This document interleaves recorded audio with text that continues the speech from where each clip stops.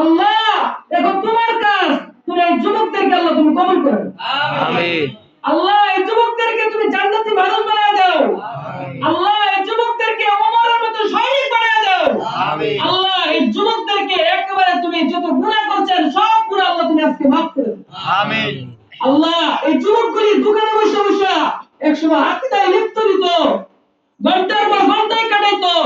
আল্লাহ মাগরিবের নামাজের পর থেকে এখনো যে যুবকগুলি বসে রয়েছেন, কোন মাজমায় এরকম ভাবে যুবক বসাইতে পারবেন না, কোন মাজমায় এরকম ভাবে যুবক একত্র করতে পারবেন না, দুইজন তিনজন। আজকে যে যুবক আসছেন, আমার দিল ফেটে যাচ্ছে আজকে যে যুবকরা যে আসছেন, আমার খুশিতে আমার দিলটা একেবারে পুরো ফেটে যাচ্ছে। আল্লাহ তুমি যুবকদেরকে পুরো কবুল করে নিবা। আমিন। আল্লাহ আমার কাজ হচ্ছে তোমার যুবকদেরকে নিয়ে আসা, আজকে তোমার দরবারে নিয়ে আসি। এখন করণীয় কাজ তোমার, আমার করণীয় কাজ আজকে শেষ। আল্লাহ তুমি এখন এই যুবকদেরকে কি করবা তোমার হাতে সুপর্দ করে দিলাম। আল্লাহ তুমি যুবক ভাইদেরকে একেবারে কবুল করে নিও। আমিন। এত কান্নাকাটি করার পরে, এত দোয়া করার পরে আল্লাহ তুমি যুবকদেরকে আজকে কবুল করছো। এজন্য দেখেন এক এক আলেমের এক এক গান, এক এক ফুলের যেরকম এক এক গান, এক এক ফুলের যেরকম এক এক গন্ধ বাইর হয়।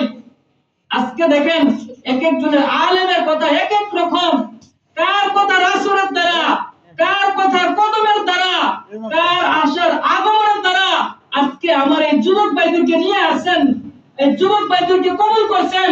যুবক ভাইয়ের দিলে যে লাগছেন এই কুরআন এবং হাদিস, নামাজ যে পড়তে হবে, দিন যে শুনতে হবে, দিনের কথা যে মানতে হবে, তার যে এতটুকু বুঝছে, এতটুকু আলহামদুলিল্লাহ। আলহামদুলিল্লাহ। আমার মনে হয় না এটা দুনিয়া থেকে এই যুবকরা কোন সময় এরকম ভাবে বৈশা বয়ান শুনছে। আজকে যে এতক্ষণ সময় লং টাইম বয়ান শুনতেছেন, এখনো বৈশা আছেন, এটা কি কবুলিয়তের আলামত না? এটা কি আল্লাহ তাআলা কি দেখতেছেন না? এরকম মজমা কোটি টাকা দিয়েও কি করতে পারবেন না, কবুল করাইতে পারবেন না। মাহফিল করেন 1 লাখ 2 লাখ 1.5 লাখ টাকা ভাঙেন, কিন্তু কোনো ফায়দা হয় না। কেন? ওই মাহফিলের ভিতরে গুনার আসর আছে, যার কারণে কি হয় না, ওই মাহফিলে কোনো কামিয়াবি আসে না। আর এরকম ভাবে দূর থেকে মেহমান আসেন, আমি ওনাদেরকে কোনো আপ্যায়ন করতে পারি না, কোনো সম্মান করতে পারি না, ওনাদেরকে কোনো হাদিয়া দিতে পারি না, ওনাদেরকে খাবারও খাওয়াইতে পারি না। ওনারা আসেন এই যুবকদের কাকুতি দেখে, যুবকদের আগ্রহ দেখে, আমাদের এই যুবকদের আগ্রহ দেখে ওনারা আসেন। ওনাদেরকে বললেই লাভবাহিক সাথে সাথে চলে আসেন। আজকে যে এরকম ভাবে যুবকরা এখন আসেন, প্রত্যেকটা যুবকের দিকে তাকাইলে মনে হইতেছে যে কি জান্নাতি নূর ওনাদের চেহারার ভিতরে ঝলমল ঝলমল করতেছে। সুবহানাল্লাহ। আমি একটা কথা মিথ্যা বলতেছি না, আপনারা নেক নজরে তাকায় দেখেন, ওরকম চক্ষু ওরকম নাই আমার। প্রত্যেকটা যুবকের আমি দেখতেছি মাগরিবের পর থেকে যে একটা চেহারার দিকে একেবারে যেরকম তারকা ঝলমল করে তাকাইলে এরকম ভাবে তারকার মতন ওনাদের চেহারার দিকে ঝলমল করতেছে, ঝলমল করতেছে। আপনারা এটা বুঝতে পারবেন না কিরকম ভাবে যে যুবকগুলো যে কই ছিল, ঘুমায় ছিল, আজকে যুবকগুলো সজাগ হচ্ছেন, সজাগ হচ্ছেন। এই তেতুলিয়া থেকে কি হয়েছে? তেতুলিয়া থেকে আজকে আল্লাহ তাআলা কবুল করছেন। যদি কবুল না করতো এরকম ভাবে তেতুলিয়া থেকে প্রত্যেকটা যুবকদেরকে আজকে মসজিদে নিয়ে আসতো, প্রত্যেকটা ঘর থেকে প্রত্যেকটা সন্তান যুবকদেরকে আজকে মসজিদে নিয়ে আসেন। একটা ঘর খালি নাই আজকে, কে দেখেন যুবক, একটা দোকানপাট ভরা, কিন্তু আজকে দোকানপাট খালি, যুবক সব এই মসজিদে জান্নাতের বাগানে। এই জন্য দিলে আমার খুব কান্না লাগতেছে, খুশিতে এমন খুশি লাগতেছে আপনাদেরকে বলতে পারবো না। যদি এখন চুরি থাকতো কাইটে আপনাদেরকে আমার দিলটা দেখাইতে পারতাম, তখন বুঝতে পারতাম যে কত খুশি লাগতেছে। আপনাদেরকে এরকম খুশি লাগে নাই?